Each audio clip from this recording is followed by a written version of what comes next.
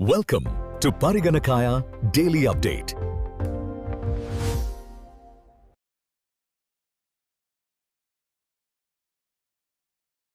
හදාරන්නන් අවධාරණය කරමින් සිටින්නේ 13-17 වයස් කාණ්ඩයේ ප්‍රමුඛ සහදත්වය සැබෑ මිනිස් සගයන්ට වඩා AI මූලික සගයන් විසින් දිනා ගනිමින් සිටිනු බවකි.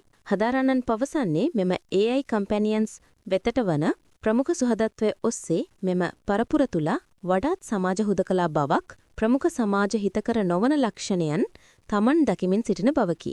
වඩිදුරටත් පවසන්නේ ඔවුන් තම රහස් පවා නොපැකිලිව AI ටූලයන් සමග බෙදා හදා ගන්න පෙළඹෙමිට ඇති අතර මෙම සේවා සපයන සමහර ආයතනයන් එම දත්තගන දක්වන අනාරක්ෂිත බව ගැනද හදාරන්නන් අවධාරණය කරමින් සිටිනවා.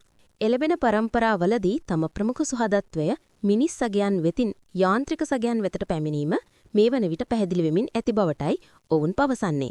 පරිගණකයා Daily Updates with Pubudu සිරිවංශ. Welcome to Pariganakaya Daily Update.